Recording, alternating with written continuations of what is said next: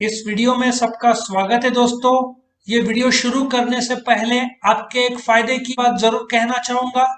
इस वीडियो के डिस्क्रिप्शन में आप जाओगे तो आपको इस सब्जेक्ट का लिंक मिल जाएगा, जिसको आप क्लिक करोगे तो chapter by chapter, question by question सारे के सारे वीडियोस आपको मिल जाएंगे और दूसरे सब्जेक्ट के भी लिंक्स मिल जाएंगे, जिसमें chapter by chapter, question by question सारे वीडियोस मिल जाएंगे। और एक और आपको आइडिया देता हूं, मेरे चैनल को आप क्लिक करोगे तो मेरे चैनल के प्लेलिस्ट पे जाओगे तो आपको 20 के ऊपर सब्जेक्ट्स के लिंक मिलेंगे। बस आपको क्लिक करना है, जो सब्जेक्ट आपको के वीडियो चाहिए, बस आपको chapter by chapter, question by question सारे वीडियोस मिल जाएंगे। तो चैनल को जरूर सब्सक्राइब करो ताकि आपको हर रोज जो हम अपडेट करते वीडियोस वो मिलते रहें। तो हम शुरू करते हैं इस क्वेश्चन का वीडियो अभी। सबसे पहले तो इसमें दो वर्ड है, डेलीगेशन और अथॉरिटी। ऑफ तो ठीक है।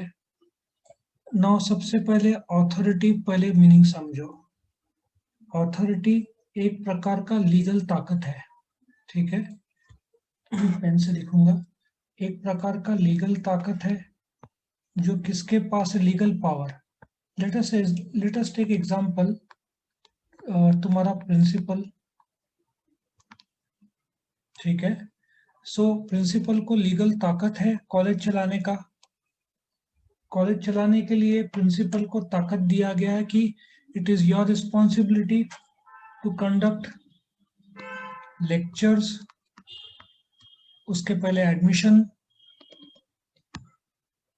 ठीक है, फीस कलेक्शन, फिर exams, checkings, programs and so on, ठीक है ना। ये सब ताकत प्रिंसिपल को दिया गया है। एक बात बताओ, बीवाई के कॉलेज का एग्जांपल लूंगा। बीवाई के कॉलेज के प्रिंसिपल के पास अथॉरिटी है बीवाई के चलाने का, ठीक है, मानते हैं। और इसमें यूनिवर्सिटी ऑफ पुणे का भी तो कॉन्टैक्ट आएगा। लेकिन जो एडमिशन का प्रोसेस है, क्या प्रिंसिपल खुद एडमिनिस्ट्रेशन डिपार्टमेंट में बैठते हैं क्या? The answer is no. उनका अपना एक अलग कैबिन रहता है जहां पे प्रिंसिपल बैठते हैं। तो जो एडमिशन का प्रोसीजर है वो नॉर्मली एडमिन डिपार्टमेंट करेगा, ठीक है। कौन सा डिपार्टमेंट? एडमिनिस्ट्रेशन डिपार्टमेंट का जवाबदारी है। एडमिनिस्ट्रेशन डिपार्टमेंट या एडमिनिस्ट्रेशन बोल देते हैं, चलो। तो एडमिनिस्ट्रेशन डिपार्टमेंट में जो लोग हैं, मैं एक आदमी से मिला भी था।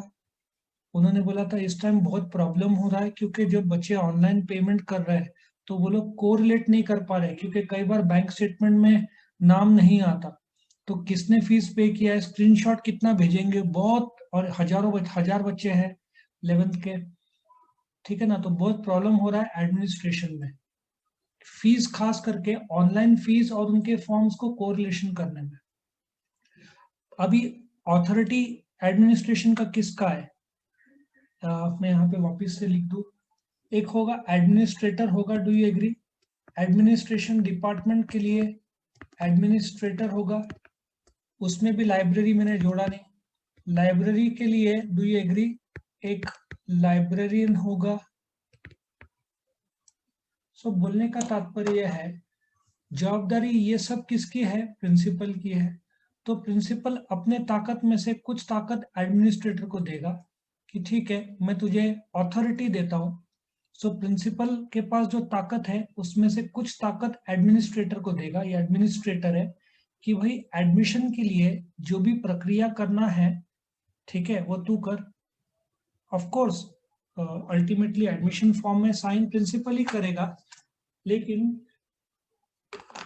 अच्छा, एडमिनिस्ट्रेटर काम कर रहा है लेकिन उसके पास ताकत ही नहीं है तो वो कैसे करेगा?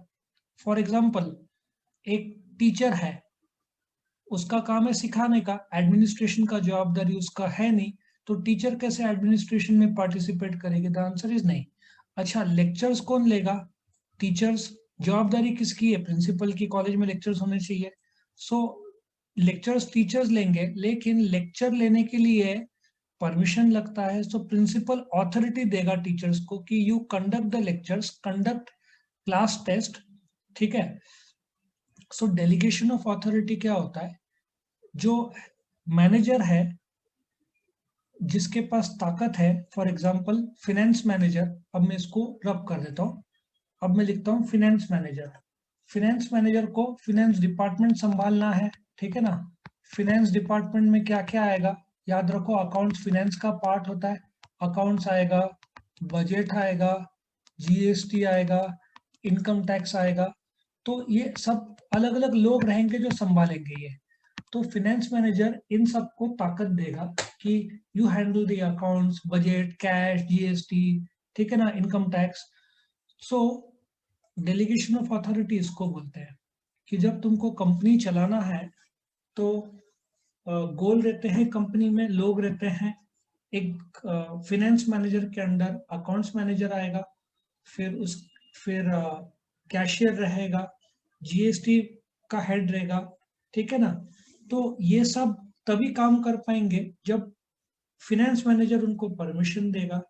सो बोलने का तात्पर्य है कि जब ऑर्गेनाइजेशन बड़ा होते जाता है, मैनेजर का जवाबदारी बढ़ते जाता है, तो वो खुद से सब कुछ नहीं कर सकता, उसको इम्पॉसिबल है सब कुछ खुद करना। अभी एक और एग्जांपल ले लो, बीवाईके कॉलेज नासिक में भी है, ओझर में भी है, नासिक रोड में भी है, और जहां तक मैं जानता हूँ सिन्नर में भी है।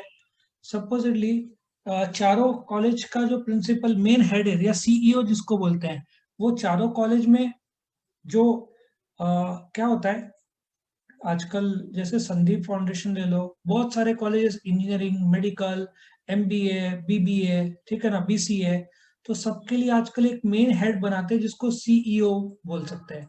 तो सीईओ का ही जवाबदारी सारे कॉलेज है, लेकिन सीईओ किसके थ्रू काम करेगा? सीईओ जनरल मैनेजर को ताकत देगा, जनरल मैनेजर फिनेंस मैनेजर को ताकत देगा, FM, finance manager accounts manager को ताकत देगा, अकाउंट्स मैनेजर क्लर्क को ताकत देगा, क्लर्क। सो इस प्रकार से तुम देखो ऑथोरिटी डाउनवर्ड जा रही है। सो सीईओ के पास ऐसे सोचो एक मग पानी है, उसमें से थोड़ा पानी इसको दिया, इसने थोड़ा सा दिया, थोड़ा थोड़ा। सो इस प्रकार से कंपनी में काम होता है। सो डेलीगेशन ऑफ अथॉरिटी मतलब मैनेजर अपने काम में से कुछ काम जूनियर को देता है, ही असाइंस कुछ काम किसको, जूनियर को देता है। ऑफ कोर्स जवाबदार बीवाईके कॉलेज का प्रिंसिपल ही है। याद रखो, यदि कुछ गड़बड़ी हुआ बीवाईके कॉलेज में एडमिशन या कुछ भी, तो एडमिशन डिपार्टमेंट को पूछा नहीं जाएगा, गोखले एजुकेशन सोसाइटी प्रिंसिपल को पूछेगा कि एडमिशन में कुछ तो डॉक्यूमेंट की कमी थी, वो गलती कैसे हो गई।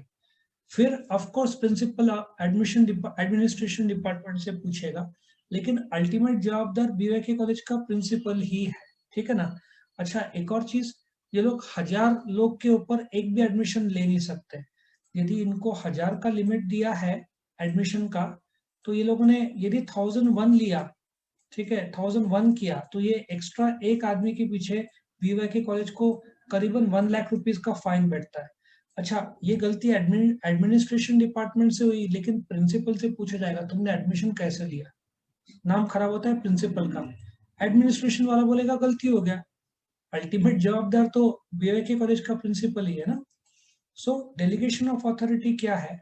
एक प्रोसेस है, एक जरिया है जिसमें मैनेजर, जो ऑफ कोर्स बीवाईके पूरा चलाना है, टीचिंग से लेकर, लाइब्रेरी से लेकर, एडमिनिस्ट्रेशन से लेकर एग्जाम, ये सब प्रिंसिपल की जवाबदारी है।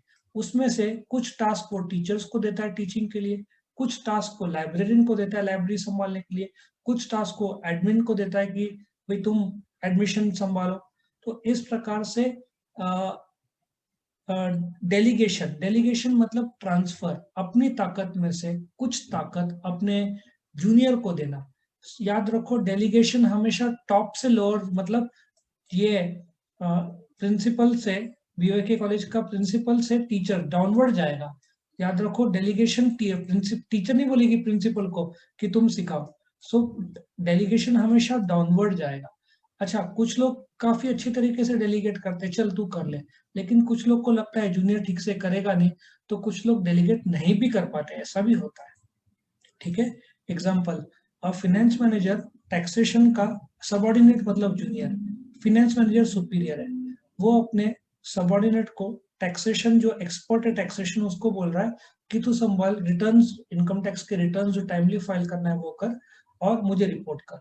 सो द फाइनेंस मैनेजर अपनी ताकत में से टैक्सेशन, जो फाइनेंस मैनेजर की जवाबदारी है, उसमें टैक्सेशन का जो आदमी है, जो जूनियर है, उसको जवाबदारी दे रहा है। ठीक है। सो डेलीगेशन मीन्स व्हाट? असाइनिंग, अपने काम में से कुछ काम अपने जूनियर को देना। लेकिन याद रखो, काम तो दिया, सबसे इंपॉर्टेंट दो चीजें हैं, काम तो दिया, लेकिन जूनियर तभी तक नहीं कर पाएगा जब तक उसको ऑथोरिटी ना दी जाए। आया समझ में? फॉर एग्जाम्पल, तुमको एक एग्जाम्पल देता हूँ। परचेज डिपार्टमेंट में क्या होता है, there is a purchase manager, short में लिख रहा हूँ परचेज मैनेजर, ठीक है। और उसके अंदर 4 से 6 एग्जीक्यूटिव होंगे जिसको हम क्लर्क बोलते हैं। बड़ा कंपनी की बात कर रहा हूँ मैं। अब कंपनी बड़े बड़े खरीदी करती है। अब जैसे तुम मर्सिडीज ले लो, मर्सिडीज में अकेले मर्सिडीज बेंज में 60,000 पार्ट्स रहते हैं। अब ये परचेज मैनेजर है, उसको खरीदना पड़ेगा। तो वो क्या बोलेगा क्लर्क को कि इफ कोई पार्ट है जिसकी कीमत 1,000 एंड लेस है, लेस देन 1,000, तो तुम डायरेक्टली खुद से खरीदो, मेरे परमिशन है कि तुम डायरेक्टली खरीदो।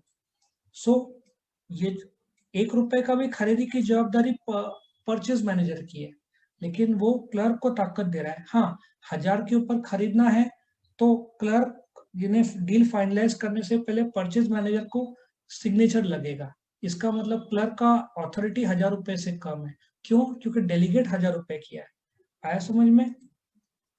सो डेलीगेशन क्या है, असाइनिंग, क्या दो चीजें क्या बताए, काम देना, असाइनिंग काम देना और ताकत देना काम करने के लिए। क्योंकि विद क्लर्क विदाउट ताकत कुछ भी नहीं है, ताकत परचेज मैनेजर के पास है, लेकिन वो कुछ ताकत परचेज एग्जीक्यूटिव को दे रहा है। ठीक।